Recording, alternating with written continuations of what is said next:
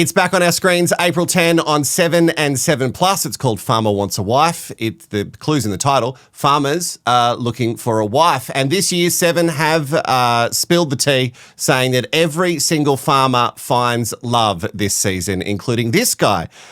His name is Andrew. He's a crop and sheep farmer from Narromine, and he's on your screen right now. Hello, Andrew. Hello, Wilko. Now, you seem fun. You seem outgoing. You do Latin and ballroom dancing. What's the issue, Andrew? Why can't you find love? You are wearing a red shirt today, so should that suggest to me that you are a walking red flag? No, absolutely not. No, look, it's an isolated, well, it's reasonably isolated where I live, Wilko, but I dedicated a lot of my time to the farm over the last 10 years too, so time to change things up, and there's room for a relationship now, which I think in the past there wasn't. You're not old by any stretch, but you are the oldest in the group. And technically on paper, you should be the most mature. Did you take on that role with the other guys? Yeah, I reckon I did. Like, there wasn't a lot of time where we got to mess around, but yeah, no, I certainly was mindful that I was the older one there, so setting an example maybe and being responsible was something to keep in mind. I asked this question to Brad too because I find it super interesting. Were you prepared for, because you've got 8 and then it gets whittled down to 5 women very quickly and then those 5 women come back to the farm. Were you prepared for 5 women to land where you are? It's something I don't think you can prepare for. Like, you can say all you like in your mind and think, yeah, I'll be okay. But then when it actually happens, it certainly still hits you in the face. But there wasn't a time where I didn't enjoy all of that. So I guess I was prepared in the sense that it was going to be different and just let things roll on from there. So you've got Brad, Brenton, Matt and David. Who do you think, and you can include yourself in this, but who do you think, because every year there is one farmer that gets the most attention from the media and from social media. Who is that farmer? I asked Brad the same question, but who do you think is going to get the most attention? I reckon it's Brad, Farmer Brad.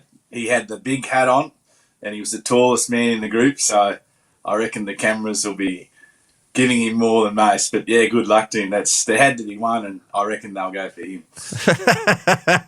Now, Brad assures me that apart from a little blip halfway through, he is certainly not the most dramatic out of the farmers. Are you the most dramatic? Like, are you bringing the drama this season? No, I'm not bringing the drama. No, I'm pretty low key. You might have picked up by now. Wilko, low key and easy. Low key and easy going, and I just took everything in my stride. I certainly wasn't going to create anything. It just manifests itself sometimes, I think. And yeah, you just go with the flow. I watch too many relationship shows. I'll admit that to you now, Andrew. I don't really have to admit it. There's a whole channel around it. But generally, when there's a man in his 40s looking for love on a relationship show, the man is, you know, if we go from the past actions, the man is unwilling to compromise and very stuck in his ways. Am I going to be yelling at the TV, Andrew, to just have you bend a little bit and compromise, or are you ready to actually go half and half with someone?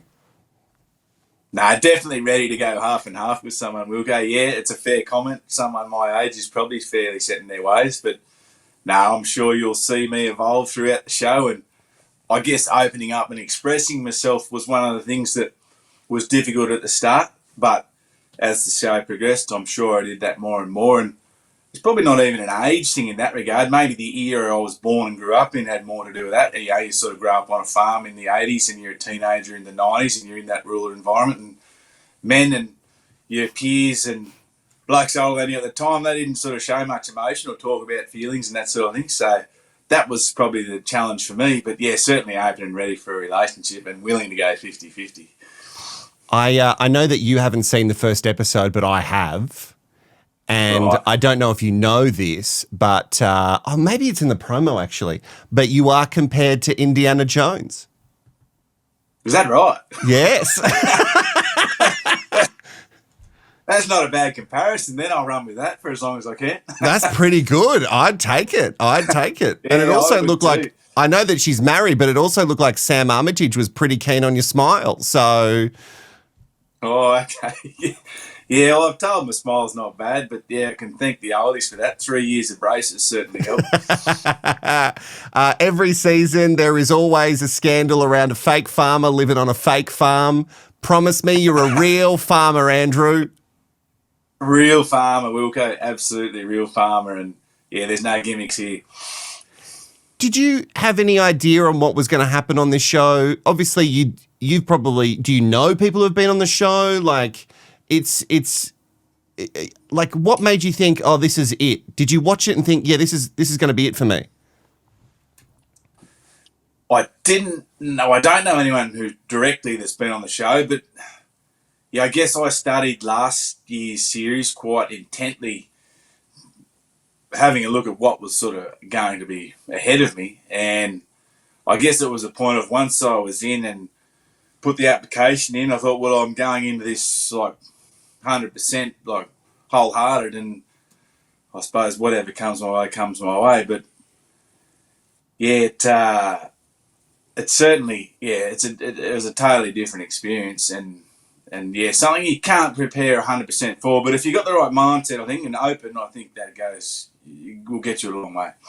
Something a little bit different to a lot of these other shows like Married at First Sight or Bachelor or any love show really is that the women see your picture and they get to apply to hopefully make it on the show, and you get to pick women, and you know what I mean? Like it's a lot more open in that sense.